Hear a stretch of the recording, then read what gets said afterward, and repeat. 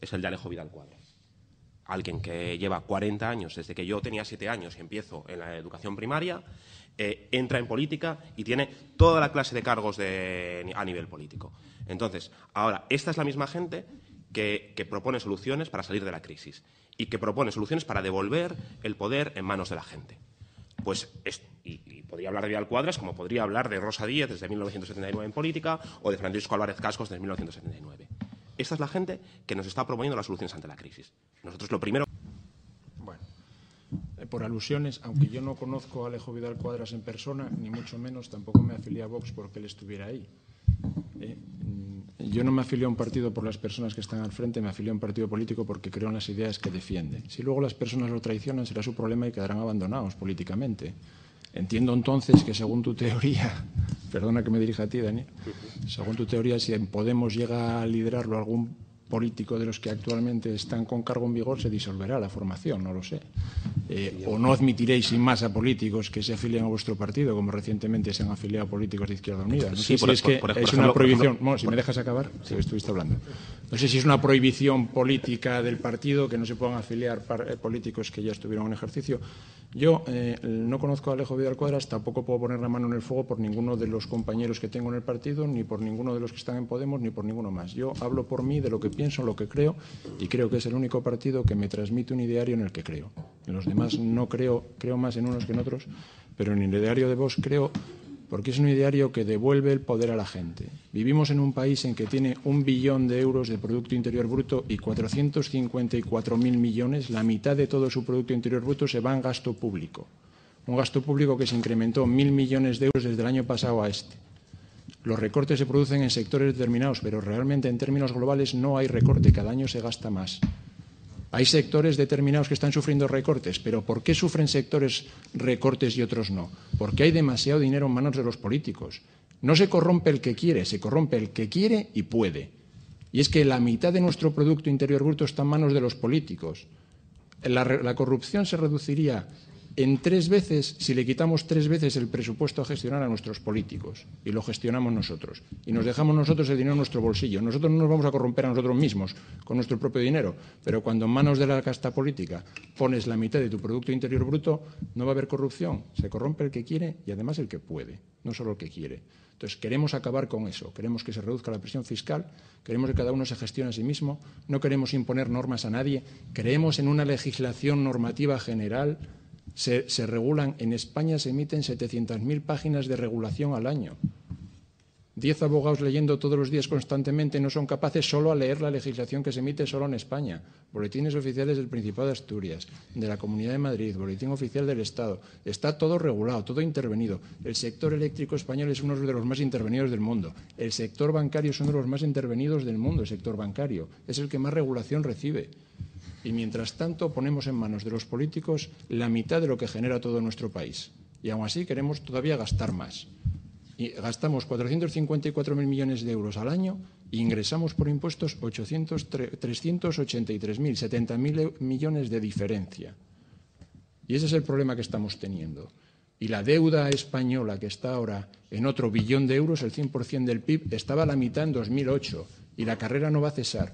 Y a medida que se incrementan los pagos de intereses porque gastamos más de lo que ingresamos, se seguirán reduciendo servicios y se quitará de unas partes de la economía, que es la que lo necesita de verdad, para destinarlo a otras. ¿Qué pasa con esas inversiones del AVE que para ir de Madrid a Alicante podríamos ir en 1 hora y hay que parar en Cuenca y en Toledo también? ¿De verdad es una inversión rentable? ¿Hacía falta un hospital nuevo aquí en Asturias, que ahora se está discutiendo si se gasta en hilo de sutura bueno o malo, o si hay que pagarle menos a los médicos? Lo que hay que es que dirigir bien las inversiones y dejar el mínimo dinero posible en manos de los políticos. Eso es lo que yo opino. Pero bueno, te está sirviendo Alejo de la campaña, porque todavía no hay ninguna propuesta tuya realmente. Espero que la hagamos a partir de ahora. Podemos hablar de propuestas.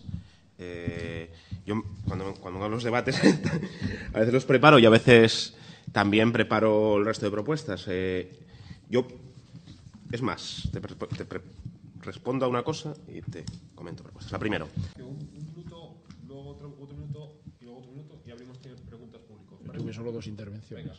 Bueno, Por el tema de las pensiones, yo creo que el problema de las pensiones es que el sistema está más mal planteado. Es un sistema de reparto y con cambios demográficos no se puede financiar a sí mismo. Es un problema que se podría haber evitado si el sistema inicialmente hubiera sido de capitalización y no habría ese problema, cada uno se podría jubilar cuando le diera gana. Ahora no hay esa posibilidad. Como comentaste el programa, yo también que revisé el vuestro, habláis de, bueno, el Parlamento Europeo, sometimiento del Banco Central Europeo al Parlamento Europeo, nacionalización de las energías, telecomunicaciones y el transporte, al final nacionalización de la banca, plan de rescate ciudadano, creación de empleo de calidad en los países del sur, echando cálculos por de los 1.000 euros al mes, salen 14.000 euros por 6 millones de paros que tenemos en España, 84.000 millones de euros. Incrementar el presupuesto europeo hasta un 5%, esos son otros 38.000 millones de euros. Solo en esas dos medidas son 120.000 millones de euros, más la nacionalización de las energías, las telecomunicaciones, el transporte y la banca. Realmente no sé cómo vais a financiar vuestro programa, porque aparte de redactar programas hay que ser sensatos a la hora de luego poder financiarlos. Derogación del secreto bancario, no sé si se refiere a paraísos fiscales o a todos tenemos que poner la cuenta bancaria encima de la mesa para que la revise no sé qué comisario. Entonces,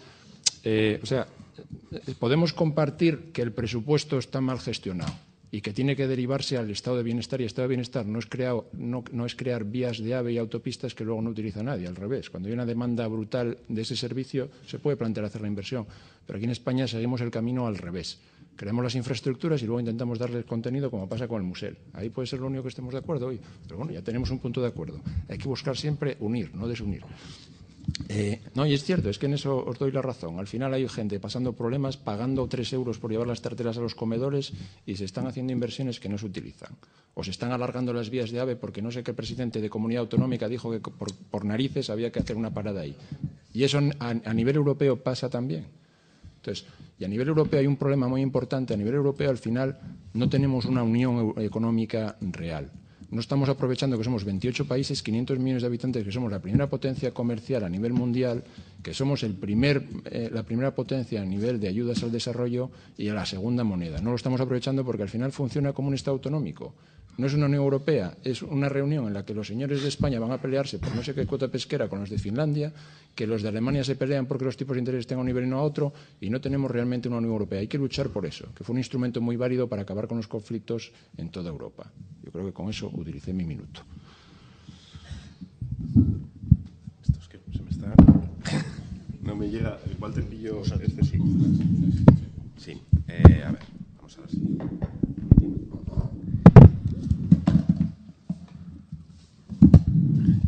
Me alegro que leas el programa. Espero que te hayamos convencido en alguna cosa.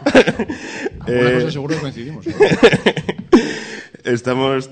Creo en la creación de la riqueza por la acumulación de capital. Los trabajadores ganan salarios más altos en los países que más ahorro acumulan y más capital acumulan. Y eso es una evidencia fáctica, no hay que discutirlo. Creo que hay infiernos fiscales más que paraísos fiscales. La Comunidad Europea es un infierno fiscal para muchas empresas. Qué raro es, además, que justo en los paraísos fiscales es donde la gente vive mejor y en estos infiernos fiscales donde vivimos nosotros la gente vive peor.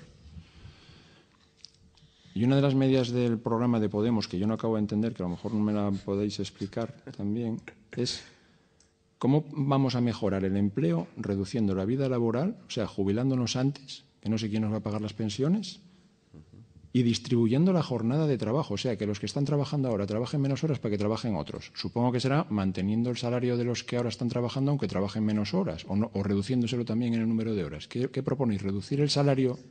¿Reducir el salario? Luego contestamos, venga. Sí, no, digo, lo dejo así en el aire.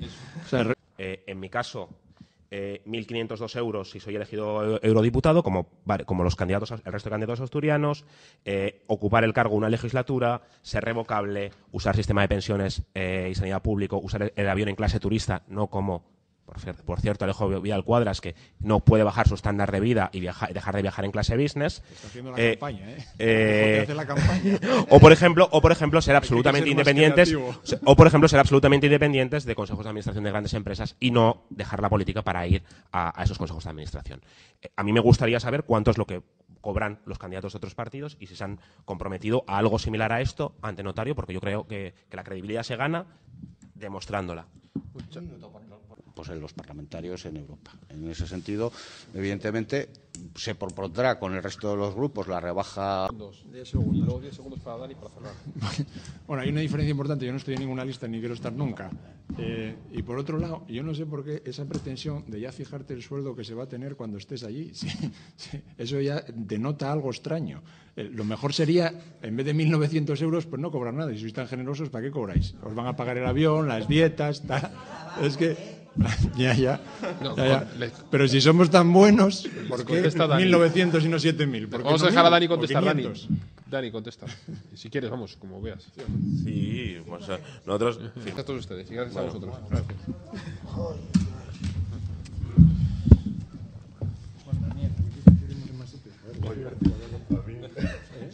Al menos preparar leyendo el programa de Podemos. No, yo leí los de todos, Oye, que menos, ¿no? Sí, yo creo que mejor así.